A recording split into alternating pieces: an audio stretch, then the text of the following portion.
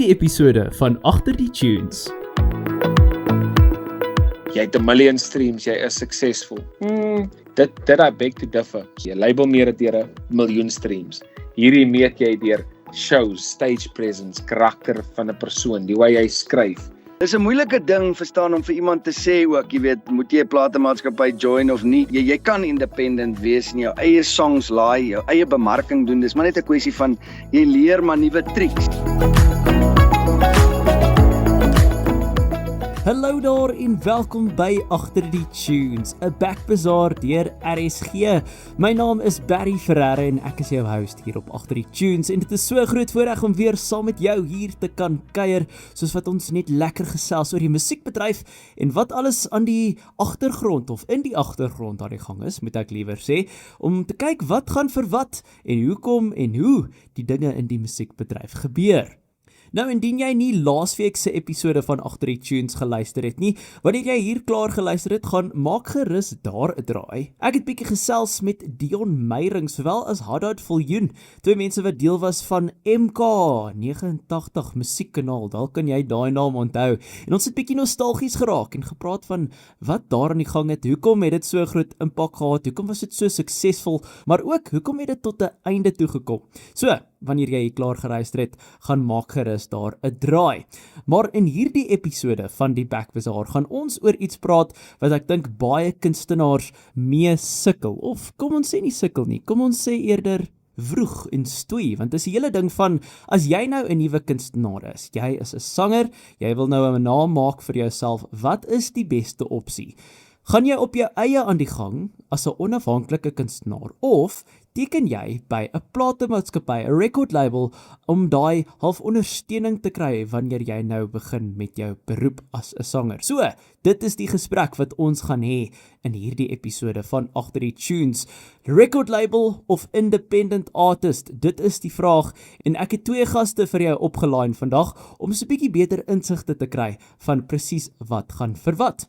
Nou, my eerste gas in hierdie episode is meneer Robbie Wessels. Nou, Robbie was heel in die begin deel van 'n record label, 'n paar record labels as ek nou eerlik moet wees, en hy het oor die jare besluit, weet jy wat, om onafhanklik te funksioneer is die beste vir hom.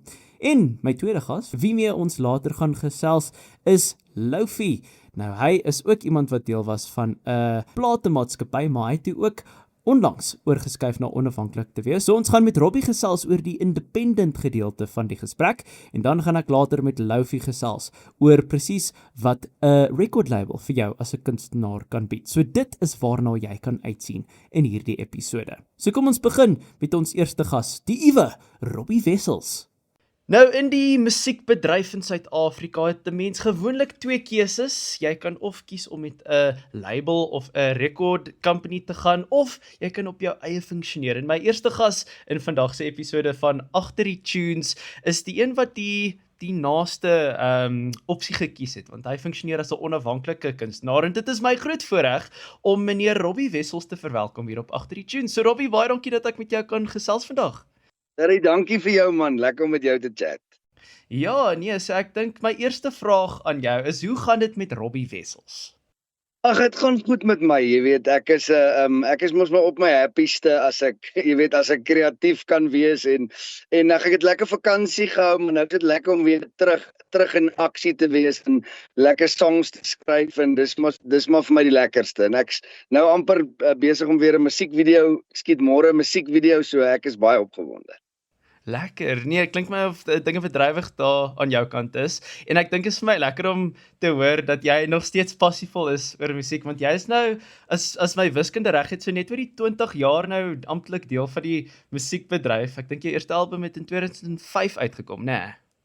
Ja, 2005 het my visserman vriend se pa uitgekom, yes. Ja, so vat ons bietjie terug na daai tyd toe en die redenasie om deel te begin raak van die musiekbedryf. Man, jy weet, ek het eintlik mos maar drama studeer, jy weet, om akteur te word. En in die tyd van my swatting het ek so met die gitaar vir die koshuismanne songs gesing. Dit was eintlik maar sulke stoutgat kampvuurliedjies waarmee ek begin het. En toe like jy ouens dit nogal, jy weet, en paar manne het my genooi om daar by die Tikkies koshuise te speel met my gitaar en later het ek daar in Hatfield ook begin speel en toe, ag jy weet, toe raak dit amper, jy weet as jy daar in die kuierplekke sing en die ouens sing jou song saam, dit is amper verslawend, jy weet, so toe die gogga my maar gebyt. Ja, en ek dink veral as 'n paar drankies begin loop, dan sing hulle nog lekkerder saam. Nee, presies, hoor, as hulle 'n wyntjie of twee in het, dan gooi hulle hom. Ja.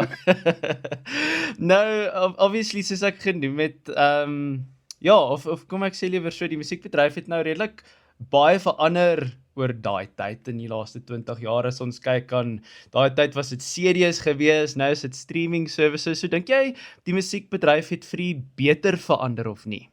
Ek dink dit het in 'n mate, jy weet, ek dink is seker maar voordelig en nadelig al die changes, jy weet, in daai tyd dink ek, jy weet, kon die ouens nou meer CD's verkoop het, so dit was seker die voordeel aan dit, maar vandag is dit nou weer so great, die streaming ding, jy weet, want jy kan 'n song release, en jy hoef nie 'n CD te pos vir 'n ou wat in Australië of in Nieu-Seeland sit nie, hy kan net online gaan en jou songs luister, jy weet, so, ag ek dink daai is maar vir die beter, jy weet, so ouens in die buiteland kan ook lekker ou se musiek kry. Ja, nee, ek dink dis baie waar wat jy sê en ek dink dit is nou juist waar die hele gesprek van independent of record label nou inkom. So as jy nou daai twee roetes in gedagte het, ja, soos natuurlik is dit 'n redelike groot keuse of jy nou 'n label wil join of nie. So wat was vir jou die ideaal daai tyd gewees? Kyk, ek dink, ag jy weet, daai tyd, toe mense nou begin sing, jy weet, en die platemaatskappy het raak gesien en opportunity gegee, jy weet, ek meen, die platemaatskappye speel maar nog steeds 'n groot rol, jy weet, in die musiekindustrie, baie groot rol. So, dis 'n moeilike ding, verstaan, om vir iemand te sê ook, jy weet, moet jy 'n platemaatskappy join of nie. Vir my, jy weet, daai tyd, dink ek dit was 'n goeie ding toe ek net begin het, want die platemaatskappye was goed geconnect, jy weet, en hulle kon jou musiek daar buite kry, veral met verspreiding en goed om dit in die CD-winkels te kry. So vir daai tyd, jy weet, het dit vir my gewerk, maar later van tyd het ek maar net gevoel, jy weet, ek kan maar net so wel independent wees. So wat het half daai besluit getrigger om te sê ek wil eerder in my eie rigting gaan? Man, kyk, ek dink, jy weet, ek het van die begin af, jy weet, het ek gevoel, ek onthou nog by die eerste platemaatskappy waar ek was, het ek so half gevoel, die ouens het sekere idees vir, jy weet, vir 'n rigting waarna mens moet inslaan, jy weet, die tipe musiek wat mens moet sing, jy weet, so ek het vroeg in my loopbaan besef, jy weet, as 'n ou kunstenaar is, en jy skryf jou eie liedjies, verstaan, dan is dit moeilik om te luister as iemand jou sê, hey, jy moet hierdie song sing. Jy weet, so, ek dink omdat ek nou maar redelike kreatiewe ou is, was dit vir my belangrik om my eie ding te doen. Verstaan, so oor die jare was ek nog steeds by, jy weet, by ander platemaatskappye, ek was by 'n paar platemaatskappye, en ek dink uit die aard van die saak, jy weet, op 'n stadium het ek net besef, maar weet wat, ek kan dit nou op my eie doen, verstaan, ek het nie eintlik nodig nou om gesign te wees by 'n platemaatskappy nie, so dis hoe my paadjie geloop het. Okay, ja, ek dink dis ook half belangrik om dit te noem, dit is nie soos 'n one size fits all nie, vir elke kunstenaar is dit maar wat hulle in daai tyd van hulle loopbaan seker maar nodig het, maar as ons nou praat van 'n onafhanklike kunstenaar, wat beteken dit om 'n onafhanklike kunstenaar nou eintlik te wees? Wat behels dit alles? Kyk, dit behels obviously nou, jy doen jou eie bemarking, jy weet, en jy laai jou eie songs, en ek dink, jy weet, hulle sê mos, wanneer jy skielik in die diep kant ingegooi word, is eintlik maar die beste plek vir iemand om te moet leer. Verstaan, as jy nie sekere goeters hoef te leer partykeer nie, dan gaan jy dit mos nou nie leer nie. Maar ek het dit so opgeëindig dat ek nie meer by 'n platemaatskappy is. Toe besef ek, okay, maar ek moet nou my eie songs laai op hierdie online platforme. Ek moet leer in 'n way hoe dit werk, jy weet, hoe registreer jy op hierdie platforme.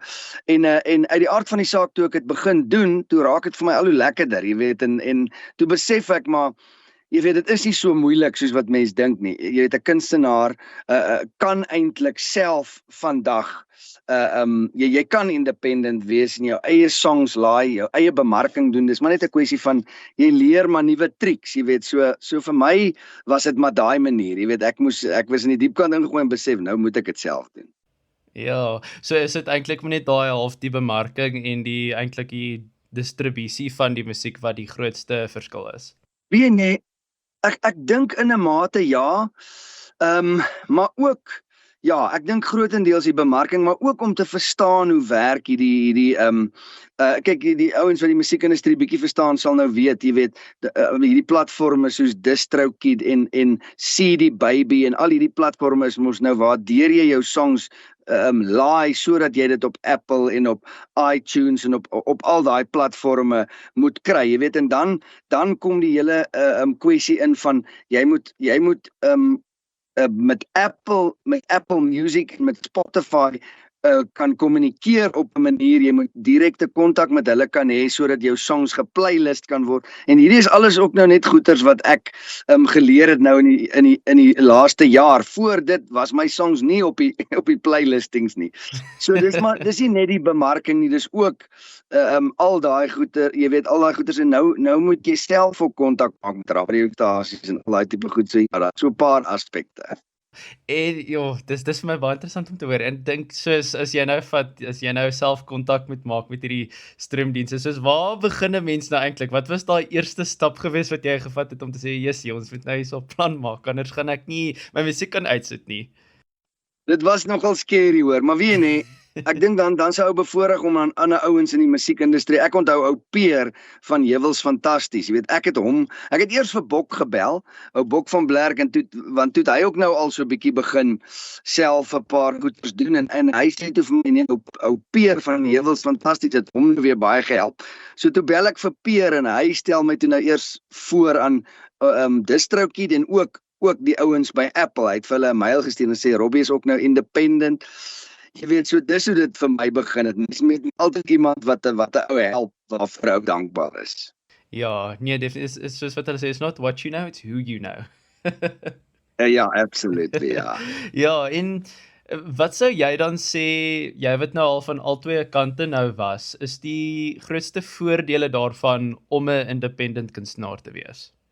Ag weet jy wat nee, ek dink so. Jy weet, ek dink uit 'n besigheidsoogpunt uit verstaan ek dink jy weet as jy self baie goeders doen, ek dink 'n redelike groot deel van wat die platemaatskappye ook doen vir 'n mens is maar admin, dis hierdie goedjies wat ek nou genoem het en dan vat hulle eintlik maar 'n persentasie van dit wat fair is, verstaan, is maar iemand wat dit vir jou doen. Waar as jy independent is, jy weet, sny jy al daai persentasies uit van streaming gelde wat ontvang word, so die 100% royalty is joune. So ag jy weet vir my, ek sal maar altyd sê dis 'n beter roep vir my, jy weet. En dan aan die ander kant wat sê is al vir die grootste uitdagings of die grootste nadele as ons dit 'n nadeel kan noem van independent wees.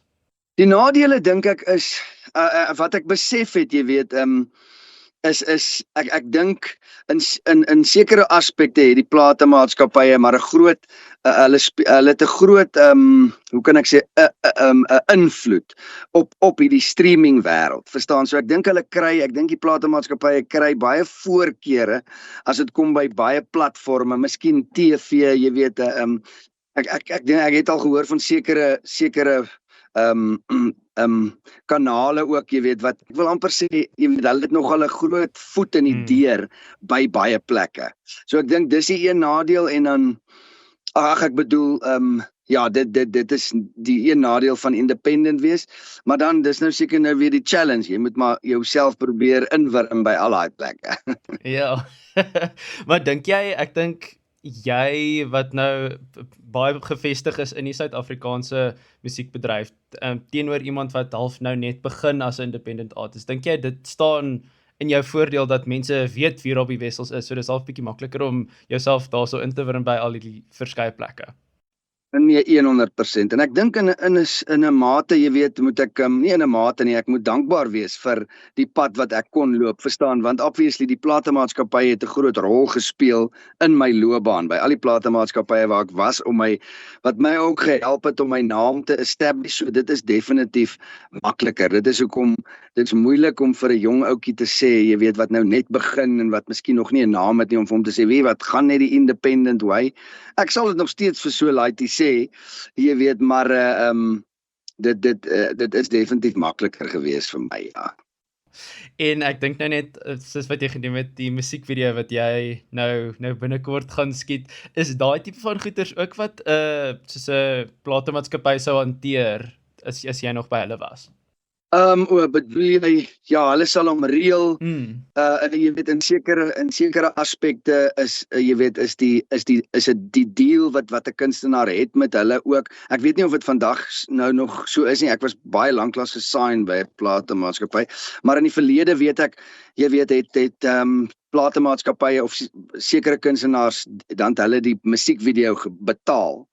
So uit die aard van die saak besit die platemaatskappy dan die musiekvideo, maar verstaan, die kunstenaar self hoef nie 'n musiekvideo te betaal vir nie, en dis nogal 'n duur ding vandag. Maar in terme van die bemarking, hoe het die bemarking van jou as 'n kunstenaar verander 20 jaar gelede teenoor nou?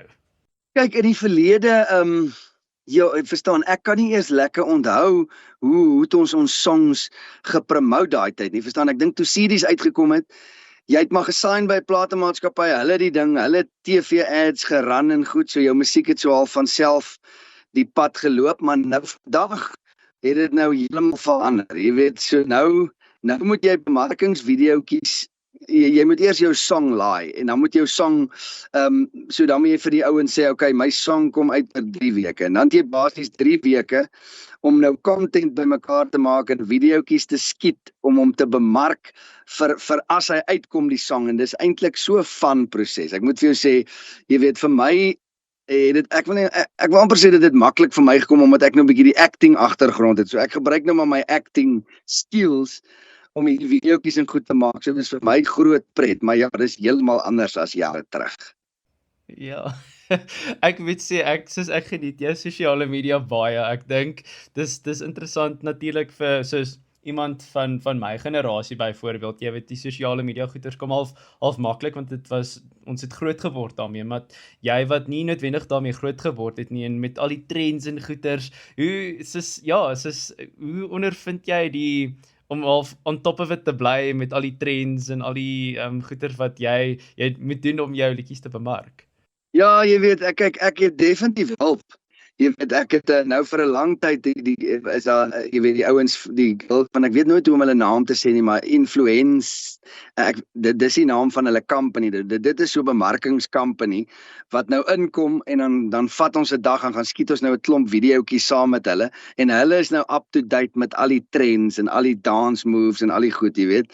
So, mens kry maar hulp in vir dit, want ek gaan nie, ek is nogal baie op social media, maar nie op so 'n aard dat ek weet wat trend en al daai tipe goed nie. Ja, en dis ook, ek bedoel, soos wat mense paadjie loop, die feit dat jou akteur agtergrond nou ook hier inkom, het dit voorheen jou ook gehelp in jou musiekloopbaan, of sien jy dit half nou bietjie meer as 'n prominente vaardigheid wat jou nou meer help as daai tyd? Nee, ek dink dit help my definitief nou, jy weet, baie tyd het ek het amper net die acting skills gebruik in my musiekvideo's self, jy weet, daar het ek nou maar maar nou is dit heeltyd, jy weet, dis op social media, dis hier 'n videoetjie, dis daar 'n videoetjie, so nee, ek dink ek gebruik hom nou baie meer. Ja, en wat sê is jou gunsteling deel van sosiale media gebruik? Ek dink my gunsteling deel is jy weet, wanneer dit kom by 'n song. Jy weet, en as ek nou 'n song gelaai het, en ek weet, okay, sy release date is nou oor 3 weke, om dan nou te begin kreatiewe goedjies uit te dink, en te doen vir social media, om daai song te promote. Nou, dit is vir my verskriklik lekker, jy weet, ek raak so opgewonde, jy weet, en dan is in dieselfde asem, as jy so opgewonde, jy skiet die videoetjie, en dan hou mens nou maar bietjie dop, hoe doen hy, hoe loop die views, dit raak so bietjie verslawend, so mens moet maar dit bietjie beheer ook, dat dit nie jou lewe oorvat nie. Ja, nee, maar ek dink dis so great om te sien dat jy soos dit regtig geniet en te embrace. Ek dink vir baie mense is dit al 'n ding van soos jy moet dit doen, dis nou maar net soos 'n deel van die werk. Maar ja, ag nee, dis lekker om dit te hoor. Maar ek wil dan by jou hoor in terme as ons nou praat weer oor die streaming kant van die hele besigheid. Hoe het streaming platforms jou as 'n onafhanklike kunstenaar beïnvloed? Ja, dit was definitief 'n aanpassing, jy weet, want dit is soos jy sê, in die verlede, jy weet, as mense CD gehad het wat baie goed gedoen het, jy weet, kon dit regtig vir jou nogal finansiëel goed gedoen het. Waar nou, dis waar wat jy sê, jy weet, die enigste tyd wanneer jy regtig, jy weet, nogal geld kan maak is as jy nou 'n groot hit song het en dit doen baie goed op streaming platforme en die video doen goed, verstaan, dan dit kan vir jou, dit kan goeie geld beteken, jy weet, maar oor die algemeen streaming, verstaan, is nie baie lonend nie vir so die dinge het moet gedraai na baie live toe, jy weet, mens moet live optree en jy moet kyk of jy soveel as moontlik shows kan inkry, jy weet, om die pot aan die kook te kry. So ja, mens kan nie net staat maak op streaming nie, man moet maar werk ook. Ja. Ja, en ek dink ook, is dit half, of kom ek vra liewer so, is die inkomste verdien presies dieselfde as jy by 'n platemaatskappy is, teenoor as jy independent is, of is daar ander finansiële incentives as jy by 'n platemaatskappy is? So ek dink half, om dit te stel, is dit moeiliker of makliker om 'n inkomste te verdien as 'n independent kunstenaar? Kyk, ja, dit hang seker, ek dink, verstaan, dit hang maar alles af oor die song. Ek dink jy kan by 'n platemaatskappy wees, of nie. As die song nie goed doen nie, gaan jy nie geld maak nie.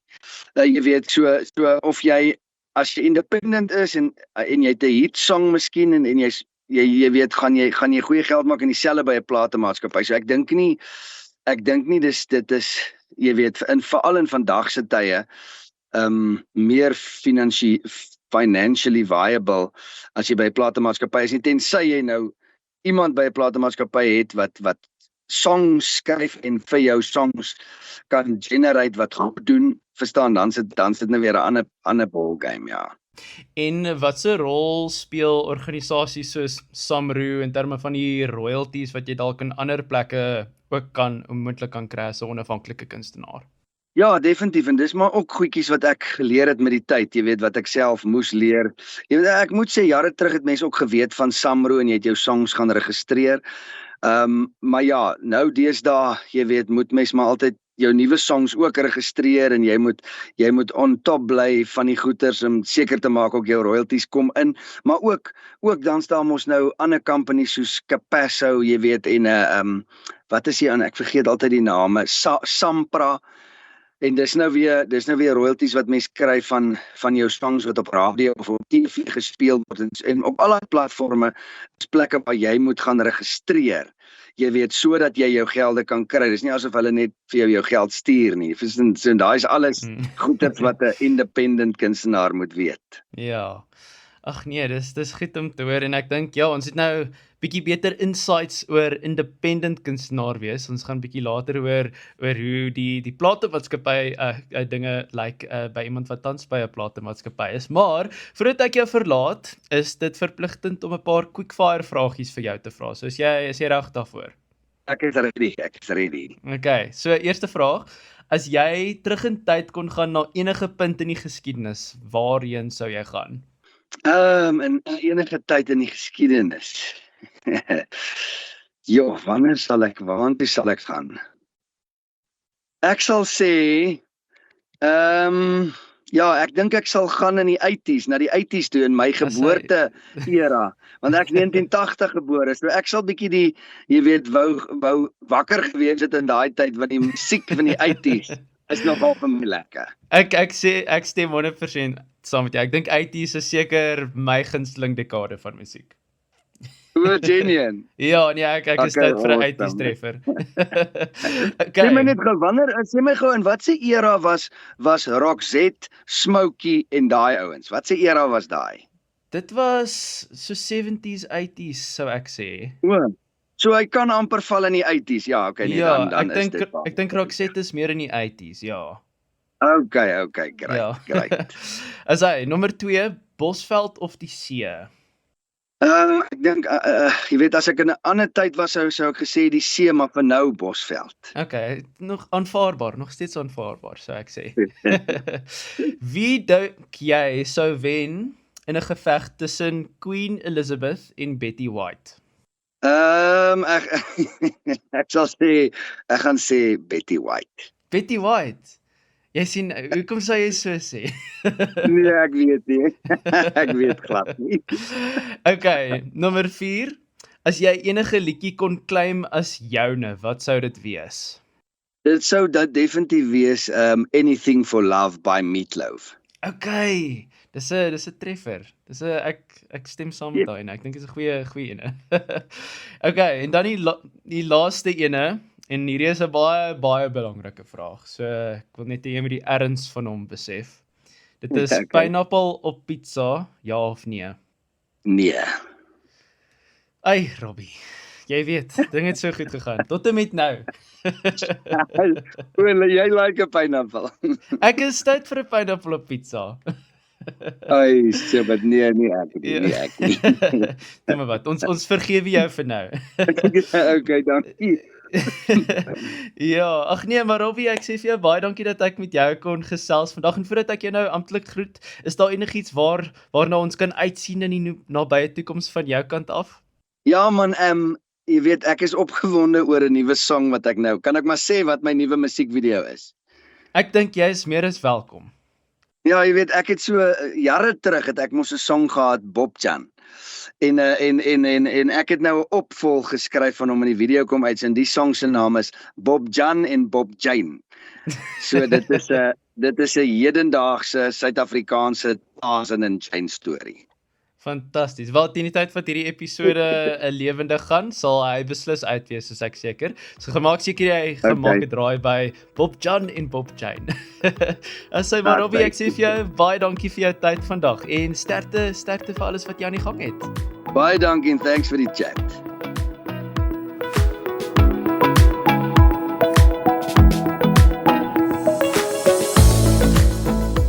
Nou my tweede gas in hierdie episode van Agter die Tunes is ook geen vreemdeling aan die Suid-Afrikaanse musiekbedryf nie. Hy is al 'n hele paar jaar aan die gang en waaroor ons gaan praat natuurlik is hoe dit voel of hoe die wêreld van 'n rekordlabel lyk. En so dit is my groot voorreg vandag om goeiedag te sê aan Loufie. So Loufie, hoe gaan dit met jou vandag? Dankie dat ek met jou kan gesels hier op Agter die Tunes. Lekker en jy my bra, lekker.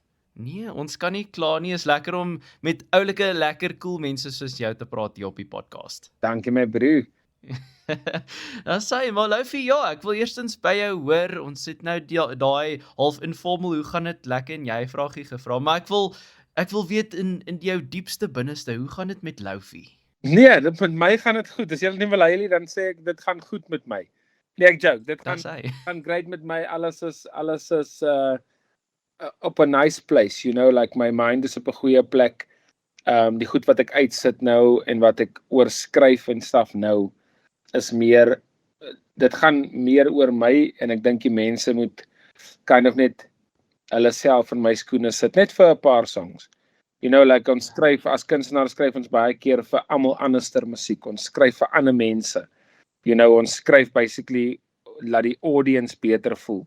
Maar ek het op 'n punt gekom waar ek net kind of nou skryf oor wat ek deurgaan of wat ek voel in my personal experiences, you know. Ja, wel ek dink maar dit gaan goed. Ja, nee, ek is bly, maar ek dink is glad nie 'n slegte ding nie. Ek dink is ook lekker om te weet wat in die kop van die persoon gaan wat ons na luister. Maar ek dink ons sal bietjie nou daaraan raak in terme van die gesprek van independent teenoor deel te wees van 'n record label. Maar ek dink my eerste vraag aan jou dan in hierdie gesprek is, hoe sou jy 'n record label beskryf? Soos wat is 'n record label eintlik en wat is sy funksie?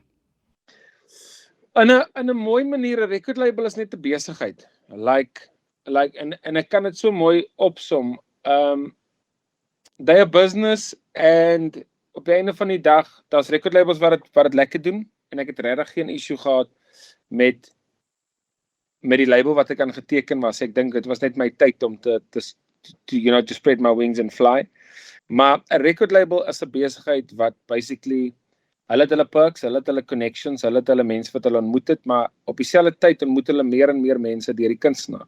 So dis 'n vloekskoot vir sekere kunstenaars. Hulle sign 'n record label en dan het hulle hierdie movie se tune and life just gets great. En dan op dieselfde tyd as daai kunstenaar independent gegaan het, sou hy dieselfde journey gehad het, if you know what I mean. Would have been exactly the same. There's just the entity behind pushing the song. It's just the entity behind. Ek weet nie hoe om dit vir jou in 'n mooier manier te skryf nie, maar elke in die label het almal hulle funksies. So jy het jou booking agent, jy het jou een wat submit aan Apple en Spotify, jy het die een wat die music video upload en dan het jy die een wat seker maak besigheid word gehanteer. So as jy as 'n independent artist daai if you can master that way of doing things independently, you can rally up a team, jy kan vir jou eie team create en soos 'n record label function. So ek weet nie, ek dink 'n record label is net 'n besigheid agter 'n besigheid. 'n Artist is 'n besigheid. So they are business behind the business, if I kind of word it right. Ek voel ek het julle nou op 'n rollercoaster gevat. Yes. Nee, ek hoor jou.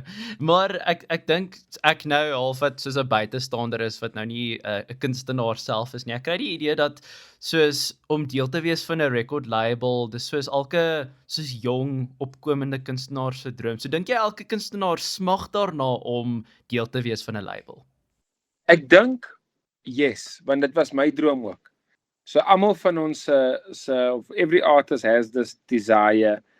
Hulle weet net van musiek maak en hulle sien hierdie groot record labels and there's a lot of stuff that's promised to them, you know, endorsements and brands and stuff like that. Maar 'n record label kan nie maak dat jy endorsements kry of brands kry nie. Die kunstenaar moet begin besef dit is hoe goed hy of sy is en dis die karakter wat hy of sy portray daar buite wat gaan maak dat brands spring. So almal is super excited on a record label. Everyone is super excited to join a record label until they realize like there's sometimes certain labels het beperkte, like jy kan nie net song after song after song elke week uitsit nie, want hulle het 'n struktuur wat hulle op werk, waar independently you can run it exactly like you want it. As jy elke Vrydag 'n song wil uitsit en you're willing to take that risk on the views and stuff, independently gaan jy meer van dit kan doen. Dit gaan dalk langer vir jou vat, want daar's nou nie 'n groot lamsam voor jou gegooi nie, want sekere record labels sign jou op 'n advancement of op 'n you know, a little bit of a retainer. Daar's 'n geldjie wat jou net kan onderhou tot jou song goed doen. So ek hoop ek het jou vraag geantwoord. Ja, nee, ek dink dis baie interessant, want ek dink baie mense wat ek nou al mee gepraat het was deel van 'n label en is nou independent. So dis my interessant hoe dit so uitwerk. Maar uit die oogpunt van jou nou as 'n kunstenaar, wat is die voordele daarvan om deel te wees van 'n record label? Ek dink finansiëel is seker een van die grootste voordele, soos wat ek jou hoor praat. Ek weet nie, bra. Like the perks of a label is just kind of having that name om my naam voor jou naam te hê, om hulle label naam voor jou naam te hê, om te sê jy's 'n signed artist, you know, Lofi signed to whatever label dit is. Die perks sal sekerlik wees while you popping, dis 'n groot community, you know, jy kan in boardrooms gaan sit en ek weet nie, as ek brutally honest moet wees, behalwe if you need a financial push, you know, as jy 'n financial push moet hê, like mense wat vir videos betaal en vir mixing en mastering betaal, then a label is a good way to go, you know, hulle gee vir jou 'n good push, maar die percentage split is nie so goed in die long run nie. So jy sal 10% kry wanneer hulle 90% vat op 'n song, you know, op jou stream. So long term maak dit nie regtig vir jou sin nie. So that's kind of the pros to it. The cons to it is jy gaan nie regtig musiek kan uitsit soos ek gesê het soos jy wil nie. Ek dink independently as jy nie daai geld nodig het nie, gaan jy miskien dit gaan vir jou langer vat om te kom tot daar waar jy wou wees of waar jy wil wees, maar jy het full control. Jy het full control of die geld wat inkom en you know jy's unique, like in die label hulle mold baie keer 'n kunstenaar wat hulle dink die klank moet wees. As jy nie jou grond kan staan nie. If you can't stand your ground, they're going to try and mold you in wat hulle dink werk. So baie meer hulle try Afrikaans Billie Eilish create of hulle try Afrikaanse Enrique Iglesias create. You know what I mean? Where that does just because almal van ons is uniek en hopefully antwoord ek weer jou vraag met my lang. Ja, nee, ek dink dis interessant. So dink jy half as tensy jy soos super suksesvol is, dan is daar nie regtig 'n voordeel daaraan om deel te wees van 'n record label nie. Ek dink in general is daar nie 'n voordeel vir dit nie, want ek dink ons begin in die ding wat labels create het, hulle create sukses deur nommers. So, jy het 1 million streams, jy is suksesvol. Dit I beg to differ. So, as jy kyk aan iemand wat nou op die tip van almal se tonge is, en they are fully independent, met 300,000 streams, 400,000 streams, maybe 800,000 streams, and not yet have a couple of million per video of whatever agter sy naam. Zaan Sonnekus. So, you know, like, hoe meet ons sukses? Labels meet dit deur nommers. Success is measured by die drive van 'n kunstenaar.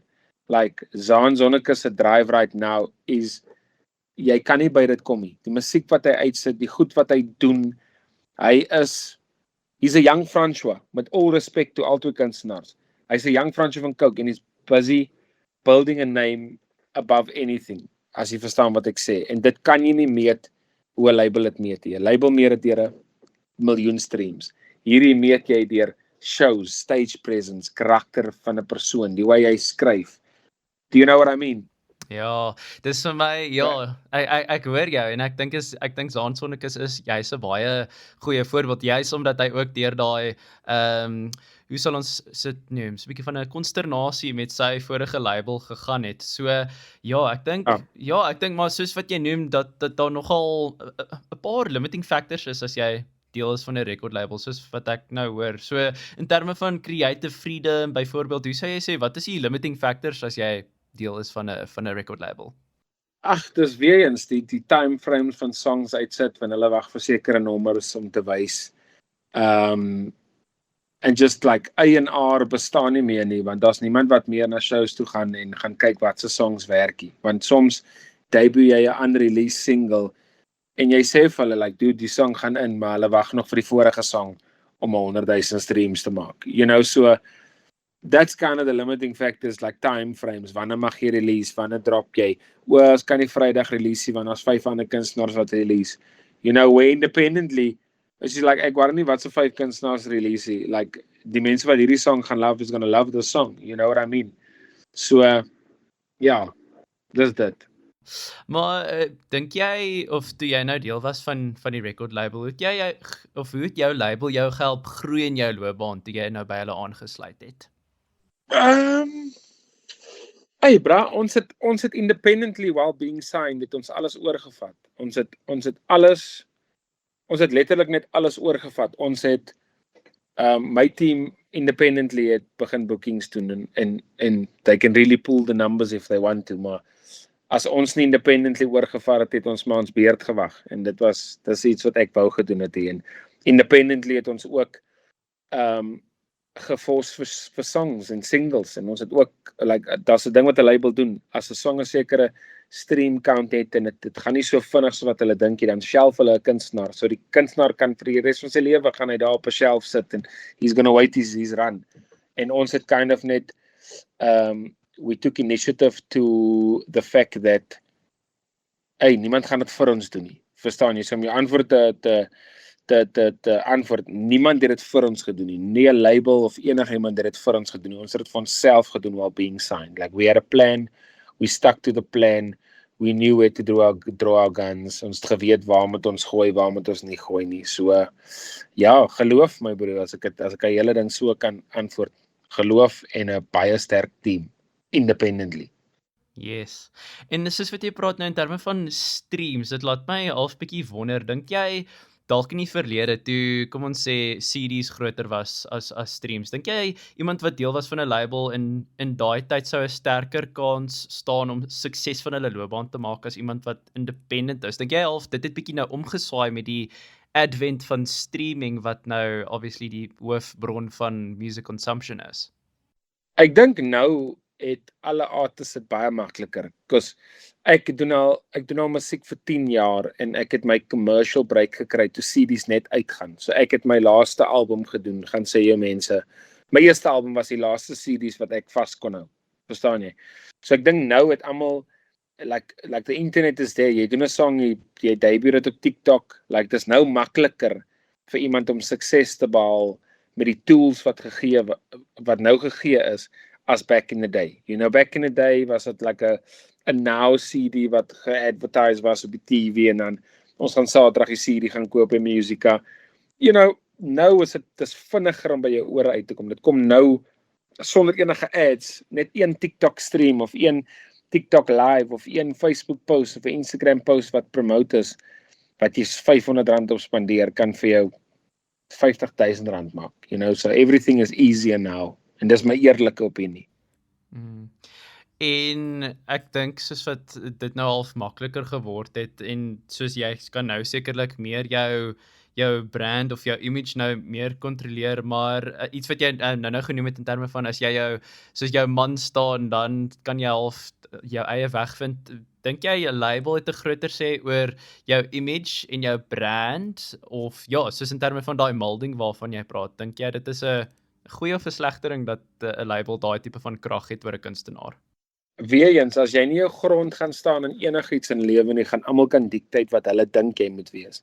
En ek dink ons het day one ons grond gestaan met alles. Like we didn't come in there unbranded. We came in, ons het in die label ingekom fully branded. Hulle het geweet wie is Lofi musiek, hulle het geweet wie is die team. So as jy unrooted, as iemand jou gaan uproot in wat jy in glo, dan kan die label mold en doen net wat hulle wil. Maar as jy gaan vas staan in wie jy is, like my bit of aura that I carry is hip-hop, you know, ek kom van 'n underground scene af, ek kom van battle rap af, ek kom van, you know, that's my past, so that makes me a little bit, in my own lane, maak het vir my sterker as 'n kunstenaar, vir my, nie teen enigiemand anders nie, maar vir my. En as ek dit gehad het, kon hulle my seker mold, en wat hulle gedink het die beste weergawe van my is, maar wat sou gebeur het, ons sou net duplicates gehad het van almal wat voor my gekom het. Soos wat jy praat, klink dit vir my asof, soos obviously wat jy gesê het in terme van die nommers wat labels na soos agter of najaag, moet ek liewer sê, waarna soek 'n label wanneer hulle uitkyk vir kunstenaars wat deel kan vorm van hulle kamp? Jo, so net van my personal experience, hulle soek 'n beat. Hulle soek 'n beat en 'n sterk melody. Like if you're talking about rap and hip hop, like hulle soek 'n beat wat just like what you call a dancey beat, you know, like dis wat hulle in my experience gesoek het. You know, dis maar moeilik dat jy 'n hartsliedjie kan pitch en die support gaan kry as 'n rapper van die label af. You know, die goed wat ons dink is sterk is noodwendig dat hulle dink is sterk. Hulle soek 'n dames of 'n wit skoene of 'n potte. Altyd, every time, that's what they want. Dis die seisoen wat alles nou in is. En ja, ek dink dis my interessant om te hoor. En dink jy daar's 'n verskil tussen sê net maar 'n groot internasionale label teenoor 'n label wat half net plaaslik funksioneer? Definitely, like ek dink as ons hierdie hele genre Engels moet maak en ons het oor die water geskuif, budgets are bigger, like advancements are bigger, brand opportunities are bigger, like omdat ons bly in Suid-Afrika, bra, môre change die fuelprys weer na R20 per liter toe, of 30 of 40, R50 per liter toe, die next dag, you know, like everything fluctuates here, so for a brand of you know, om aan 'n major label sign te wees in Suid-Afrika om te dink, ek gaan 'n movie se brand slaan van 100, 200, 300,000 rand elke maand, dis moeilik, bra, you know, like wanneer jy kyk aan what the economy is doing, like a company kan nie, like 'n groot company kan net sê, ag kom ons doen 'n groot sync met hierdie dude, skep hom 300,000-400,000 rand omdat hy sign, dis aan 'n label. Maar in Amerika doen daai mense 2, 3, 4 ba of wie het nou 'n deal gehad. Ek dink Charlize Theron het het 'n deal in Amerika met Dior vir 50 miljoen 'n jaar. Yes, ja.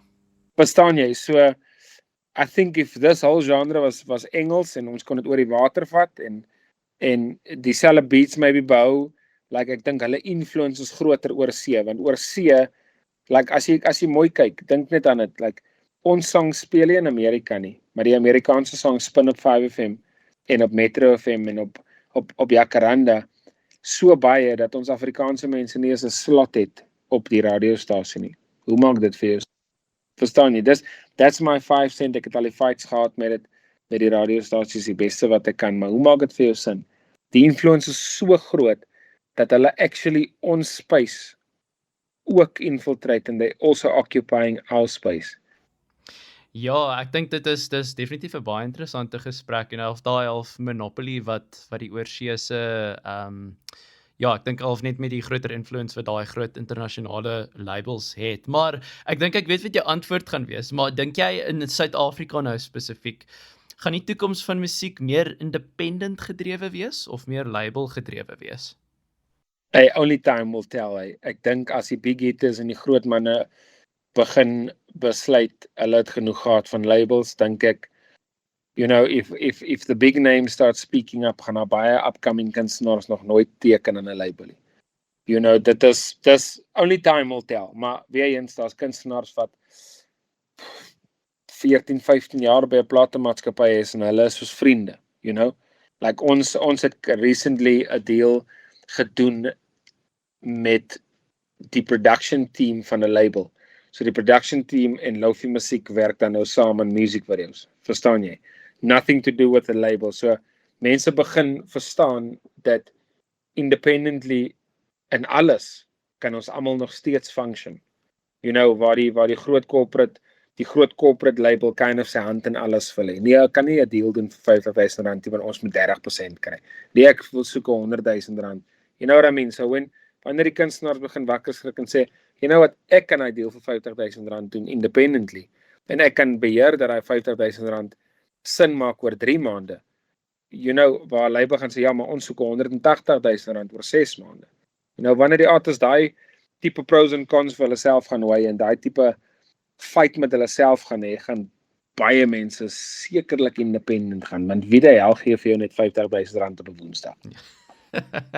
Ja, Verstaan jy? Ek hoor jou. Nee, dis baie valid en ek dink dit soos jy sê, only time will tell, so ons sal maar sien hoe die dinge gaan lyk so in die toekoms. So ja, maar ek sê vir jou baie dankie. Ek dink dit was lekker insights wat jy nou met ons gedeel het. Goeters wat ek glad nie van bewus was nie. Ek dink is die lekker ding om met kunstenaars soos jy te praat wat ons half meer juis agter die tunes, behind the scenes van hoe die bedryf eintlik werk. Maar voordat ek jou nou amptelik los, wil ek graag net 1 of 2 quickfire vragies vir jou deurskiet. So is jy game?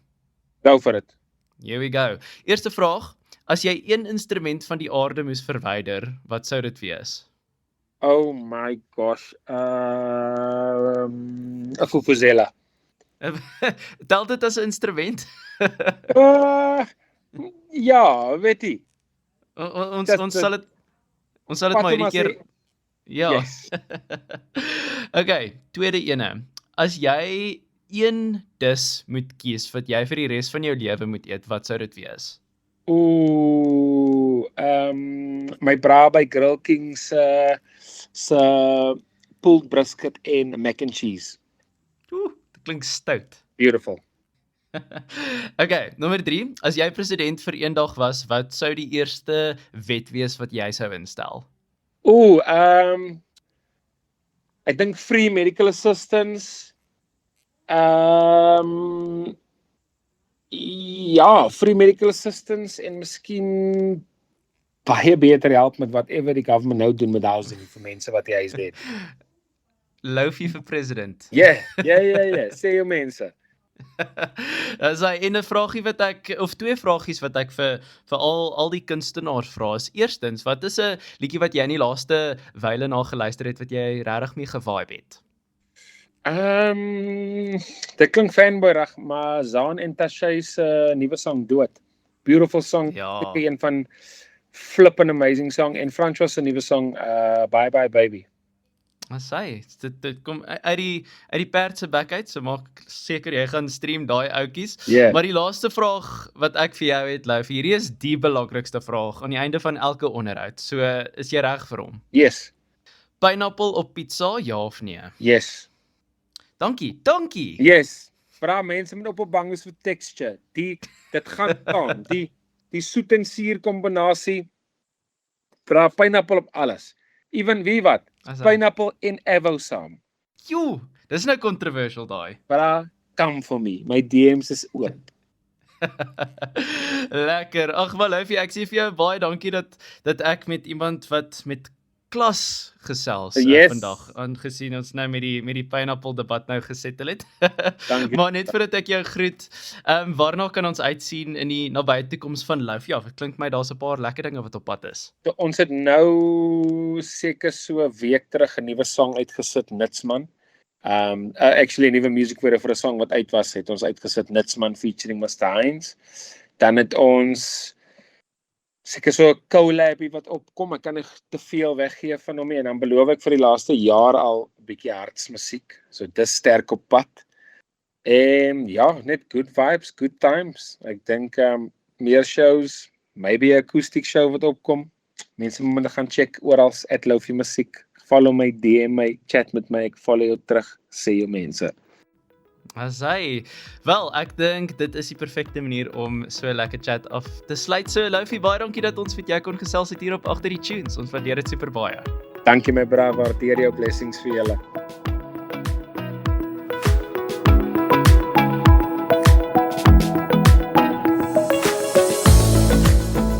Dit was Agter die Tunes gewees, 'n backbazaar deur RSG. My naam is Barry Ferreira en ek hoop jy het lekker saam geluister. As jy die potgooi geniet het, laat weet ons gerus in die comments en gooi ook sommer 'n thumbs up terwyl jy daar is. Onthou ook om die potgooi te deel met al jou vriende en sommer jou vyande ook. Jy kan gerus RSG gaan volg op Instagram sowel as Facebook by @RSG_1004FM om op datum te bly met al ons backbazare. Ons wil ook graag weet waaroor en met wie jy wil hê ons mee moet gesels op Agter die Tunes. Laat weet ons gerus hier of stuur vir ons 'n e-pos by info@rsg.co.za. Tot met volgende keer, mooi bly.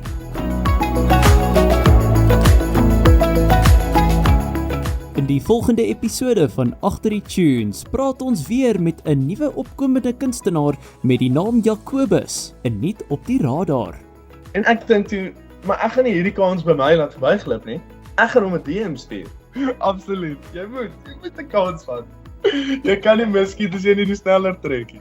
Toe op die heel laaste liedjie toe gebeur het dat ek nou my big break kry.